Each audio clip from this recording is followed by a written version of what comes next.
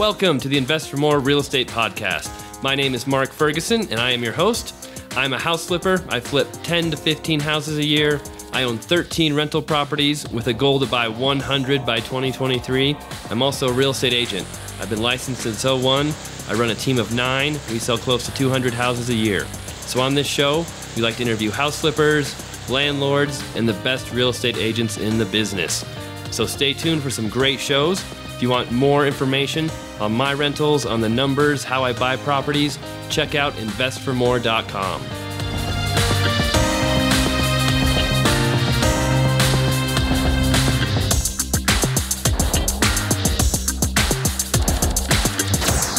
Hi, everyone. It's Mark Ferguson with another podcast from Invest for More. I'd like to thank you for listening in.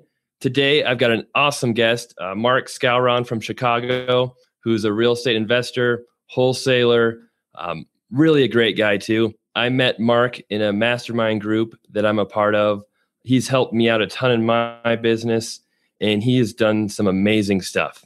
So I'm really happy to have him on the show. His main focus is wholesaling, which when I first got into the business, there's, had a bad name. You kind of thought, well, they're not doing the types of things that typical investors do.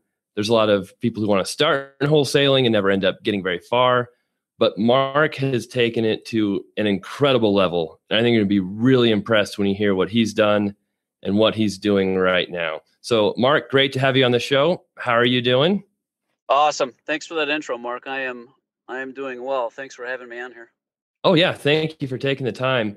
I always like to start just to get an idea of how people got started in the real estate game. So first off, what did you do before you were an investor or wholesaler? I mean, where were you at in your life? Well, first off, I've actually never even done a real estate deal, but thanks for having me on anyway. No, I'm kidding. Right. Kidding. Yeah, I mean, for me starting out, I grew up on the north side of Chicago, born and raised in Chicago. My parents were immigrants. They came from Europe, came from Poland. They kind of, instilled in me, like a ridiculous work ethic. And I saw firsthand that, to make it, well, in this country, in any country, you gotta put the time in, you gotta work. So, whatever it takes, 12, 14-hour days, grinding it out. So I think as a kid, you learn more from what you see, from what's modeled versus, what's told, especially if your parents are telling you, hey, don't do this, makes you want to go do the opposite, right? So, for me, it was just, when I think back, and it's funny when you get older now, you really tend to appreciate what your parents and, what they did for you in your upbringing. So like what I really learned was just that, I modeled from them really just that put your head down and just grind it, work it, whatever it takes to provide for your family, to feel good about yourself. So, versus being told what to do. So I think, that's key. You want to hang out with people, that's why they say, show me your friends and I'll show you your future. You really want to hang out with people that are, doing well in life. So that's, kind of like where I got the start of, having that work ethic instilled into me, grew up kind of just like any other kid, like sports a lot, baseball, football, basketball, hockey, like to, really wasn't that much of I didn't study as much growing up in school. I got good grades, but I just didn't, apply myself 100%. I was more interested in just, guy things, going out, playing sports, that kind of stuff. So, grew up, went to high school, average student, I'd say. Wasn't until college, went to college that I really kind of applied myself because you had to, if you're paying that much, and I kind of self-financed my college. My parents helped out a little bit, but I did the bulk. And so, it really kind of instills in you too that, hey, I really, if you're putting this much money into something, you really got to get an investment out of it. So I definitely took that serious, did pretty well, graduated, and then the education really begins, right? So I've always had that kind of mindset of even growing up being an entrepreneur, being in sales, working for myself. Even though I took a sales job right out of college, it was very kind of loose, as far as you don't have to be there 9 to 5. It's just, you got to sell, so I was out just selling. I did really well there. I think one of the things there when I started there, my sales manager, the way that these sales organizations would operate, obviously, you're fresh out of college or whatever you are. And to get hired underneath a sales manager who's supposed to, help you, sculpt you, mentor you, that kind of thing. So it was kind of like a blessing and a curse. It was good and bad because he, for whatever reason, he left the company. So I was kind of on my own from, almost day one. So I kind of had to figure everything out on my own. I was, nervous, didn't know what to do or say. I had to learn everything, kind of on my own. I mean, I had some help, but it was just, a lot of it, the bulk of it I did on my own, kind of on the fly. So I think, that helped out a lot, because then it really instilled in me that, wow, man, I can do this. I can do anything then, if I can sell this, I didn't even know what I was doing initially, that, I can make it happen no matter what it is. So I did that for a while, did really well. So I finished top salesman the second year, like in the region. So then I got the itch, right, to kind of do it on my own, and, and then to get into real estate. So I always kind of thought about real estate, no one in my family was an investor or contractor, nothing like that. So I didn't have any kind of ties to it. I just, for some reason you hear and you see Donald Trump, or, you see the images on TV, and then they ask him, hey, how'd you make it? How'd you get this house or whatever it is? And real estate, that was the underlying theme there. So, 90% of the millionaires got there. So that's why I figured, hey, man, I got to give this a shot. And that's how the same thing, kind of like I just got into it. Didn't really know anything about it. I kind of just flying on the seat of my pants. I said, you know what, I'll just do whatever it takes.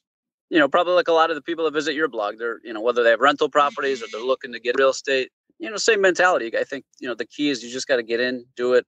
You're going to fall down, you're going to make mistakes, but just fail forward, get to as quick as you can to make the mistakes, learn from them, and then move on. I think the biggest mistake people make is they're trying to avoid mistakes, in whatever realm, whatever calling they're doing.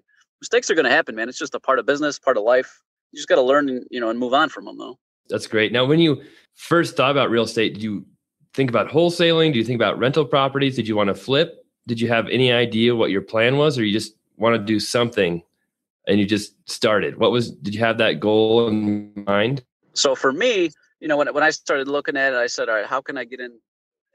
And I looked at everything, whether it's the rental properties, flips, and then wholesaling. So kind of what I got is, hey, listen, the foundation is wholesaling. If I can learn this, then everything kind of is built upon this.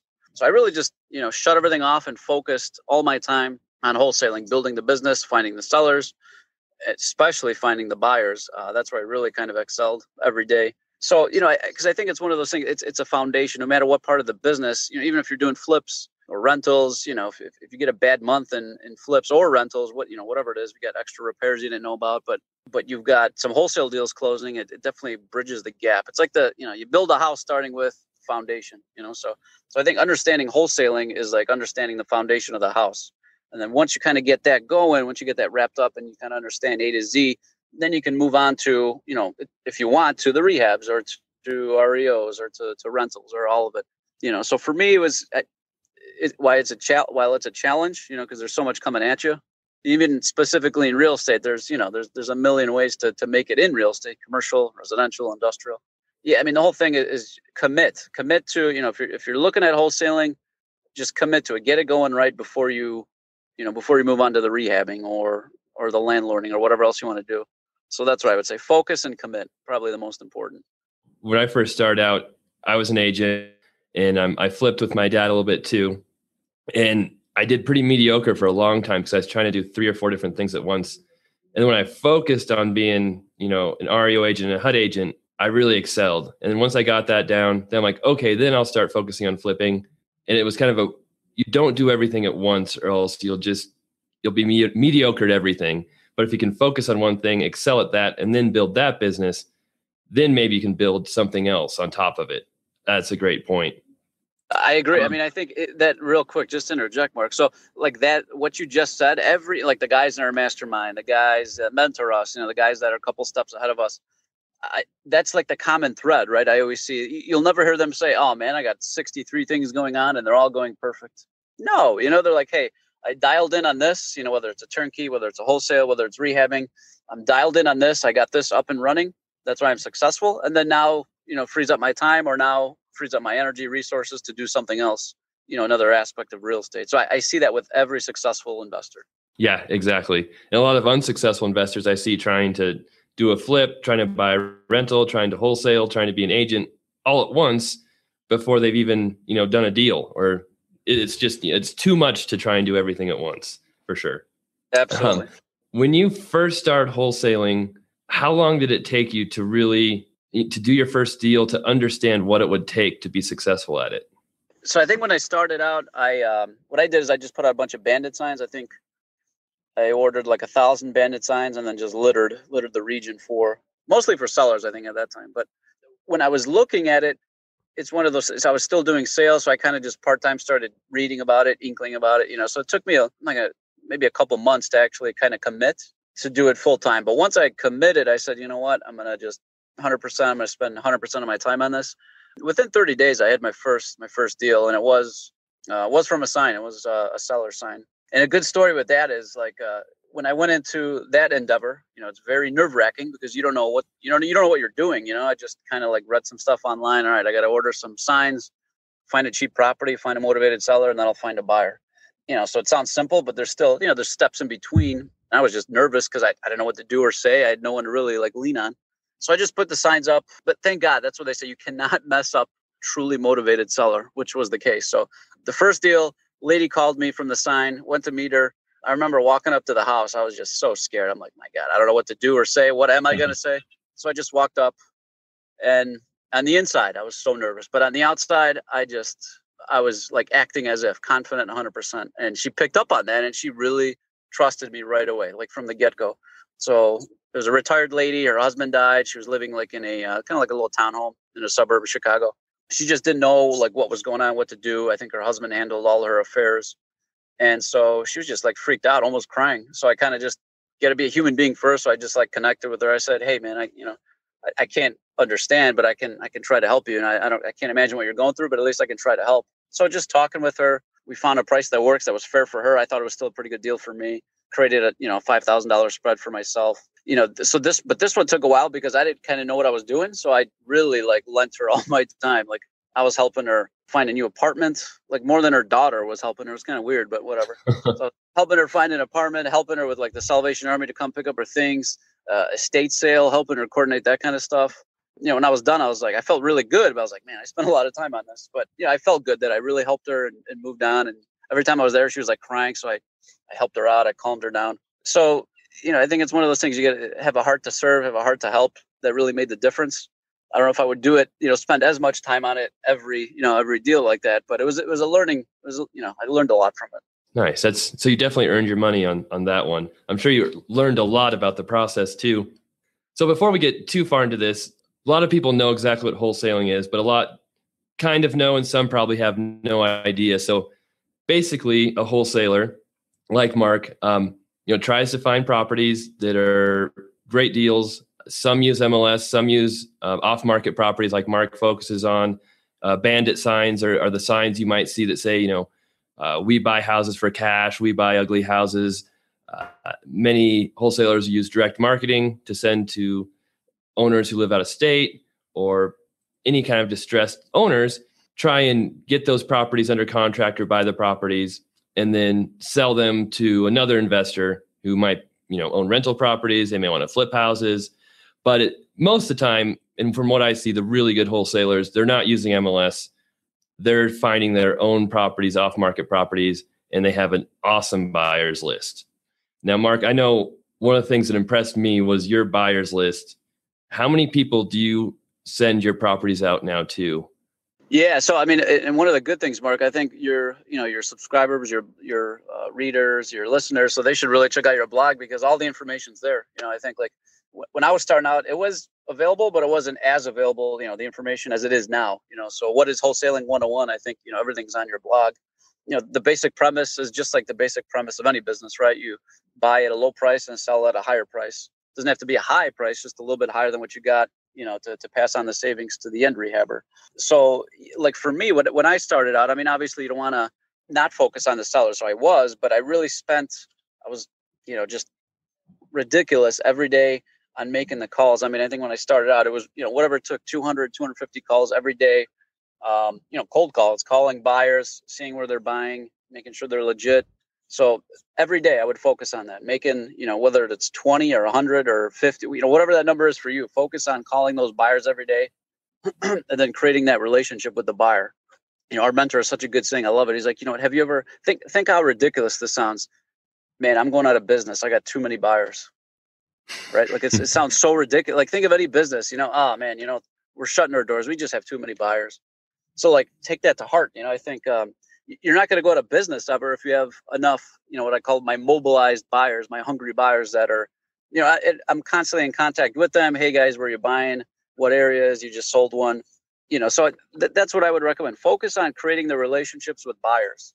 Inventory you can find. Obviously, got to focus on finding the sellers and wholesale deals. But if you've got a buyer's list, like a real healthy buyer's list, the wholesalers will come to you because they know that you close the deals, and they'll say, "Hey, Mark, I know you got a lot of buyers in Chicago. Help me sell this property. Let's co-wholesale." Yes. So I think the more the merrier, because what you realize about wholesaling is timing is a big part of it. I notice, because I got a lot of good buyers, but let's say some of them might buy, let's say 2-3 rehabs at a time, whatever it is, and then they're done. So they're busy until they rehab those and then sell them another 4 months. So they won't even really look at anything I sent to them.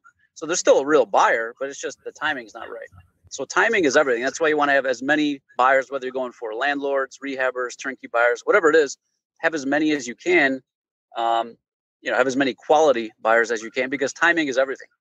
Some buyers are ready to go right now. Others will be ready in 4 months. Right. While we're talking about buyers, I'll give you a little plug here. I mean, one thing I lack in my business is a good wholesaler in my area. I've found a couple that had some decent deals, but I still get almost all my properties from the MLS. I do some direct marketing myself and have had some success there. But for, let's say, someone who's looking to flip a house or buy a rental property, I mean, take me through a typical deal and what kind of discount you can offer someone who's in the Chicago area looking for an investment property. Yeah, sure. You're right. It depends on the market. I know some markets have a lot. I know there's a good amount of wholesalers here in Chicago. I think in any major city. Yeah, I guess for you, right? You just gotta. I don't know. Maybe there are none. I don't know. I can't find them. Yeah, they got to be around somewhere, I guess, right? But yeah, so I mean, a typical deal for a wholesaler would be. You're right. You mentioned that we do off market for most of our deals. We do search for off market for whatever reason. I mean, there's an occasional HUD deal or REO foreclosure, whatever, a listed deal that we'll come across too. But most of our buyers, they've got access to the MLS. They want the off market stuff, the underground. So, for us, what a typical wholesaler would do is just like what I did with that lady, my first deal, market to her via bandit sign, put them on busy intersections, direct mail, direct postcards, direct letters, zip letters, any kind of variation there. And then what you want to do is obviously, send those to any list that you think would have a higher than normal response to your letter, whether it's a divorce list, absentee meaning, they don't live at the property. So it's likely a rental or, they just don't live at that property. Fire damage, code violation homes, because that kind of keys you off that, hey, maybe they're not paying attention to their property or something bad happened and they just want to sell it. Probate, inherited houses we like a lot too, because there's not usually the people, the houses that are given to them, they don't have that built-in equity. So you want to market to the areas where not everyone else is going and where you think there's going to be some kind of motivation to sell. And then from that point, we talk to the seller direct. We meet with them. We talk to them on the phone. Meet with them if we have to. Send them a contract, simple 2-page contract. It's not like the 5.0 or the 6.0s. It's very simple. Everything's very clear in there. We agree on a price. We both sign off. And then at that point, that's when we blast it out to our buyers list. We can do a text blast, voice blast, SMS blast, email blast. I try to vary. Email blast, I try to stay pretty consistent. I want to be omnipresent there. As Grant Cardone says, you want to 10x everything. So I try to send an email blast, all the time whenever I get a good property. And then I'll also vary that with throwing in a text blast and then a voice blast too. Because you got to realize some people, it's generational, I think. Some people love to respond to an email. Some people love to respond to they actually want to talk to you. And then some love text. So you kind of want to hit every segment. Not all people are going to respond or communicate in a certain way. So, just to get the best odds of you, it's all marketing at that point. You just want to get the message out. Hey guys, I got an awesome property, XXX George Street. Here's the info. Let me know right away. We got a lot of interest. Call me at this number. So that's really what it is. You get the property under contract. You try to get it as cheap as you can. Usually, I'm sure you guys have seen the formula out there where you want to get at least 65 or 70 cents on the dollar or less. So that's up to you. Usually you leave it to the seller. Hey, what are you looking to get out of the property? Have them name their price first. You don't want to take advantage of anyone, but you also want to make sure they realize that, hey, I'm not going to pay your retail. They know what time it is. I'm going to give you, cash and peace of mind and certainty for a little bit of equity. So they kind of understand that. Usually there's, repairs that have to be done in the house. or they just need to sell because they're losing it to taxes. So they know that, hey, I'm not going to be able to list this on the market and sell this in 2 weeks. I can buy this off you in 2 weeks. So, and the other thing, this is the one thing I noticed between like the great wholesalers and the not so great is, so if I agree to a property, to a contract with a property with a seller, I'll do whatever it takes. And I really will make sure, now it's to the point, that I'll actually close on it. If I say, hey, we're going to buy the property at this price. So if I can't find a cash buyer and I've exhausted every resource that I can, I'll still do whatever I can, whether it's closing on it or maybe renegotiating, whatever it is, because you really want to do the best that you can with the seller. Because I think the problem I run into is a lot of wholesalers, they just don't care. They just want like easy money. If I can sell it with one email blast, I'll do it. But if not, I'm not going to bother. I think that's what separates, maybe the top guys from everyone else is like, we'll do whatever it takes. We'll hire the people in place to call them, to email them. Until we, to put the signs, to do whatever it takes to sell that property. It's impossible to sell everyone, but at least I know at the end of the day, hey man, I tried literally everything that I could to help out this person. So real quick, so getting back to that, I think in any market, it's I don't want to say universal because some markets are real hot and heavy and you're not going to really find deep discounts, but I mean, they say, overall 70% of ARV or less, minus the repairs. So, and then the whole key is you want to, mark up a couple thousand or 5, 10, 15, whatever. So the numbers justify to your rehabber or your landlord, if they can hit their numbers and still be happy, then it's a win. Like what I'll try to do is if a rehabber says, hey, as long as I hit my number, if it's a landlord, I just need 13% and get him 14 then. And then, so you get him more of a rate of return, but then you can still create more spread for yourself too, so you're happy, he's happy, seller's happy. Very nice. Very nice. Yeah. If you can find 65%, 70% of ARV around here, those properties are gone in about 10 minutes. Oh, you're on the market. That's right. Yep. Yeah. And just the wholesale deals I've seen have not been that good. They've been 80% maybe. And it's kind of like, it's just not worth it. There's just not enough room there. When you start sacrificing your percentages for a hot market, that's when you can get in trouble and start losing money. So, but no, those are great numbers. I'm sure if you can get properties discounted that much, you'll have no problem selling them, especially with the amount of buyers you have. That's great. I liked how you said about really working to do what's best for the seller and not just halfway trying. Like I see that a lot with wholesalers too. I see that with wholesalers on the MLS even, where they'll get a property under contract and I've even seen one wholesaler email blasted out to all the agents in the area saying, hey, I got a great wholesale deal. You look it up on MLS. It's like, okay, yeah, I see you have this under contract. Then 2 days later, it's back on the market because their email blast didn't work. And that's all they tried. Yeah. And not only does that, in the MLS, it's a little different, but it can hurt you even more because you'll get a reputation among other agents, among listing agents that, this person can't close. And I'm going to tell my seller they can't close. And it's going to make it a lot harder to ever get properties under contract in the future. Bingo. There it is. That's what you want to avoid. Yep. So tell me what your business looks like right now. If you don't mind, if you don't feel comfortable, you don't have to, but how many deals do you do a month? Do you have staff? Are you turning it into a business that kind of runs by itself? Or are you still day to day doing a lot of the work? How's it look right now? So yeah, there's definitely a good learning curve there. Starting out, I did everything, and I think everyone should, so you understand every part of the business. The way that it stands now, we're cranking, and we're trying to grow even more. I definitely more time, working on the business than in the business now. But the other part is I really do like what I love deal making. I love putting deals together. So whether it's a co-wholesale or closing it out with the seller or closing it out with the buyer, I'll still handle. But we're doing about 7 to 11 deals a month, probably right around average, right around 8 to 9. Some months more, some less, but we're cranking here. I've got an assistant on the sell side that handles all the incoming seller calls, from whether it's the signs, websites, direct mail, all that stuff. So she handles all that, gathers the data, gathers the info, finds out if they're a motivated seller. If they are, talks with them, finds out the amount, emails them the contract. And then once that comes into our other guy who I just hired on the buy side, and his job is to just, liquidate, sell the properties, market them, email blast, voice blast, text blast. And then that's the A side. And then he's the B side. So we get him in and then he's got to get him out, so I'm getting him up and running and working with him now. So yeah, my time working in the business has drastically fallen from when I first started, or even a year ago. So now I'm kind of more in the mentality of scaling it and how could I free myself up to work on the higher things, bringing more quality leads in, meeting, more buyers, more high quality buyers every day. That I'll still, that's every day for me. I don't think that'll ever change, creating that rapport with the buyers. I still talk with them all the time too. I try to hit them, whether it's through an email or even a phone call, like, hey, how's it going? What are you buying? What are you selling? What did you sell? What are you looking for right now? So like one of the best things actually to ask a buyer, whether it's a seasoned buyer that you've got on your list or just a first time contact, just ask them, hey, what's the one piece of property or what's the one thing you're looking for in the next week? What are you looking to buy?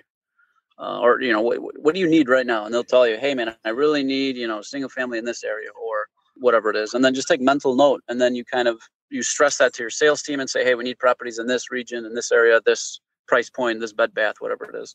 And then you kind of just reverse engineer, put the deals together. That's really the best way. Finding what the buyers wanted first, creating that rapport with them, finding out what they want, and then just kind of reverse engineering, just shopping for them basically.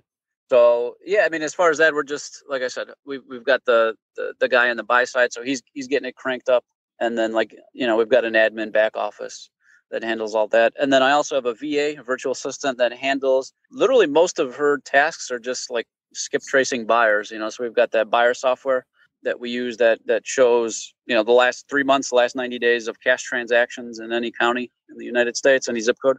She'll go in that software, pull up the records, and then just literally be a financial like a business creep job in essence.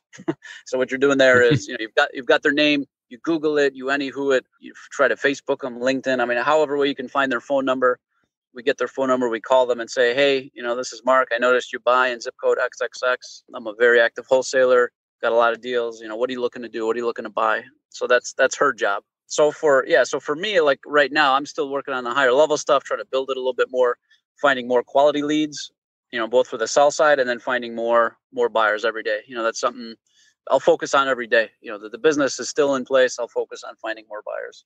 Yeah, that's great. And one thing that I was really impressed with from your buyers list that I learned in some of the mastermind talks and different things we've done is your co-wholesaling, which is basically what happens is another wholesaler will have a good deal. They'll have a seller, motivated seller, but they don't have the buyers list. They don't have the people to sell it to, and they're kind of stuck, but they can come to Mark, and Mark has such an awesome buyers list that he'll sell those properties, just send an email out, a few calls, and you guys usually end up splitting that fee, right?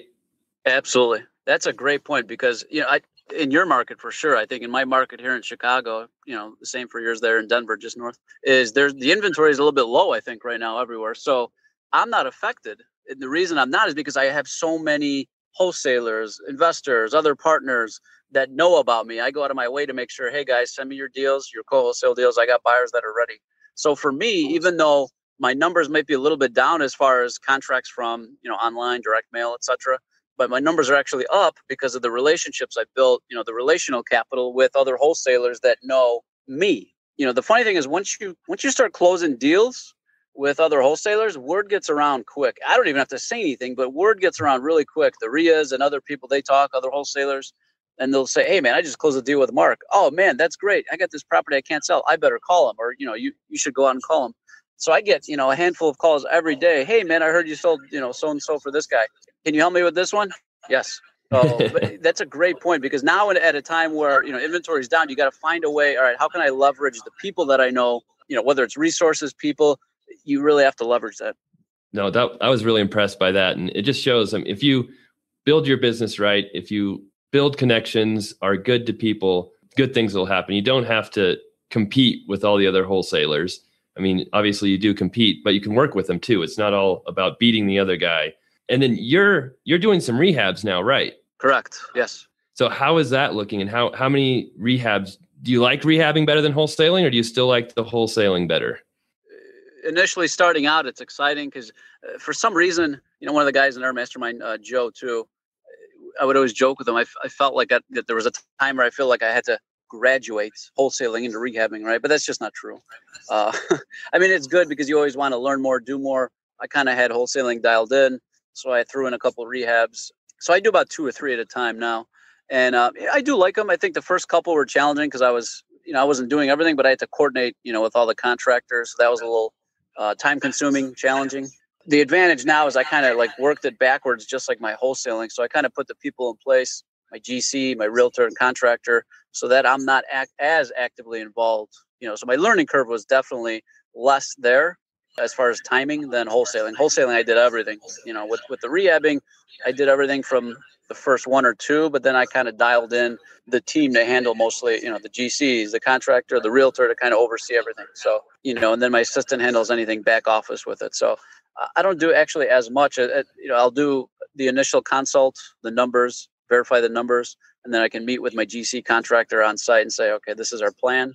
But after then, I really, there's no point for me showing up until closing, unless some situation happens. I'm in constant contact with them, but yeah, so to answer your question, I think, yeah, it's fruitful. It's enjoyable. It definitely takes a lot of your time.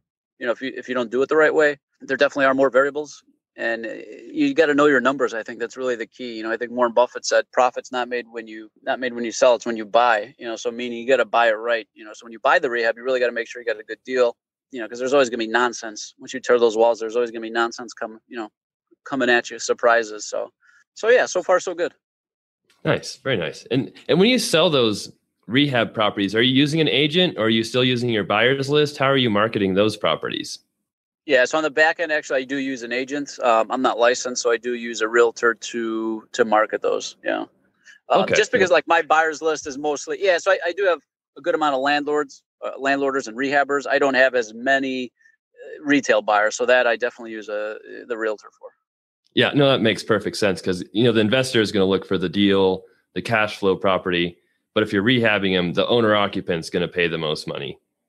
They're going to find you through MLS, through agents. So that's how we sell all our flips as well. And are you doing some turnkey stuff as well? Yeah, so the turnkey stuff we do in Indianapolis. We've sold about maybe 2 to 3 a month of those as well. So that's kind of like that we're building from the bottom up too. Yeah, our mentor actually just specifically does the turnkey assets. And I do like, the reason why I like turnkey a little bit more maybe than the idea of turnkey is that, once you're done, got the asset, let's say you go 3 months and you can't sell it with a traditional, fix and flip, you're not really, your money's going out, but not, there's no money coming in until you get that buyer. But with the turnkey, let's say you can't sell it for whatever reason for 3 months, you got rental income. So you're getting money now, and then when you sell it, you can make, whatever it is, 5, 10, 15, 20, how much ever spread you have there. Nice. So you've got wholesaling going strong, flipping going well, turnkey is a new venture. For your future, what would be the perfect future? I mean, are you just trying to build everything at once? Are you focusing on one thing? I mean, how do you see your business in a couple of years? Sure. Good question. So yeah, remember in the beginning of the program, we talked about focusing and dialing on the one. So I really do have the wholesaling dialed in. I got a good foundation. It runs with, I'm not going to say without me, I'm still involved, but the core and the foundation is there without me, so that way I was able to free up my time when good rehab opportunities come up, so the good thing is if you're a marketer, right, as a wholesaler, you got to be, hey man, I'm a marketer number one. It just happens to be for houses, right? But it could be anything. So the best deals actually, when they come in, if there's a good spread, I can elect to rehab those. If it's an easy, quick rehab, and it's in a good area, then you can elect to just rehab that. If the team's in place and it's just quick and easy. But if not, everything else, then, maybe if there's a medium spread or whatever it is, then you could just wholesale right away. So for me, I actually try to wholesale still pretty much everything. But then, like if a really good deal comes through with a healthy profit, I can choose to rehab that. So as far as how I see, in a year, 2 years, 3 years, whatever that is, it's still every day I'm still focused on building the wholesaling, dialing that in more, scaling it more. I've got the people in place now. So now I'm just working on more marketing, more leads, more properties to sell.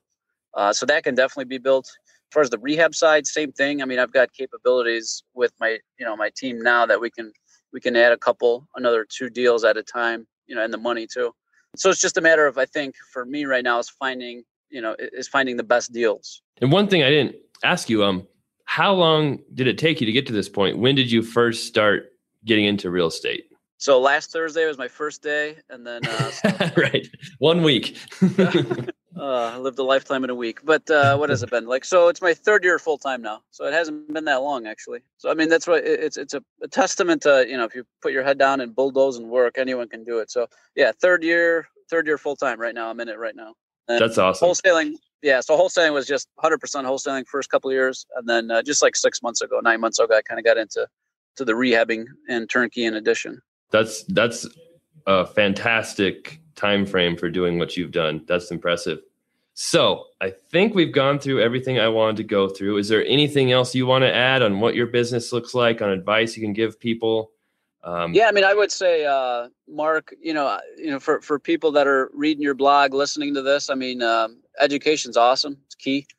So this is a great resource. Check back here all the time, but just take action. I think what I've noticed with me and with other successful people is I don't have to know everything. I don't have to know 100% of what I'm doing. Just give me the basics and then I'll figure it out on the fly. Let me just get out there and do it. So really the most important is just take action. If anyone's read the Grant Cardone 10X, I mean, that's it right there. Just take massive action. It's funny, when I read that book, I was like, God, now I kind of realize why I've been successful in life. When most people are like, man, you're crazy. Why are you calling people at 8 o'clock, 9 o'clock? Why are you working on a Saturday? Why are you working on a Sunday? But like, just take massive action. At some point, it's not about the talent or the knowledge. It's just about heart, so you just got to do whatever it takes. Just take massive action. Yeah, that's great. No, when I first started my site, it's 2013. I'd never written an article since college. I had no idea what I was doing. Never blogged before. I just said, okay, I'm just going to start writing articles and see what happens. I didn't have to be completely educated to start taking action. And it's kind of like the ready, aim, fire, ready, fire, then aim, shoot once, figure out where you missed, then aim, then you can figure out better where to aim the next time. And really just once you get immersed in something, you learn so much more than you can sitting on the sidelines, trying to read up, that's always good to educate yourself, but you have to be in it too, to really get the full benefit. There it is. If the listeners just took that one nugget, that would make all the difference. I mean, that's impressive too. 2 years, you've built it up to just an amazing site too. Same thing, right? You didn't know what you were doing, but that's what it takes. Every successful story, you'll hear that same thread, that same exact thread. All right. So if there are wholesalers, buyers, even sellers in Chicago who want to get in touch with you, how can they contact you? What's the best way to reach you? Yeah. So as far as any wholesalers in Chicago or Indianapolis, or even if you've got good deals nationwide, just let me know. Get a hold of me. You can visit my site, my blogs at www.focusonbuyers.com, FOCUSONBYWERS, focusonbuyers.com. My contact info is there. I got a couple blog posts there as well. Not as good as yours. It's more about like mindset, but mindset, real estate, that kind of stuff. I've got a mentoring program too. So if anyone's interested in that, certainly let me know. But yeah, if you've got deals, I mean, we're doing deals. I actually enjoy doing and talking about deals more than anything else. So if you've got deals, I want to hear about it, in the Chicago area, Indianapolis area, or whatever it is. Right. And you also have a podcast as well, right? Correct. Yeah. It's the Festival Flip Show. Check that out as well. Yep. So, all right. Well, I think that's about all I've got for today. Great job, Mark. Really enjoyed talking with you. Hopefully people took away some great nuggets, learned how quickly you can build up a wholesaling business if you really put your mind to it, take massive action. Wholesaling is not just a step into other investing either. It can be its own massive business. Yeah, I didn't realize that until I met you. So, mate, thanks again for being. I'm sure we'll talk again soon. And enjoy the rest of your day. Sounds good, Mark. Thank you for having me on, and appreciate what you do with the crowd that's on your blog and listeners. I think you do it right. So definitely want to give you a commendation there. Great work. Thank you. Appreciate it. All right. All right, Mark. Take care, man.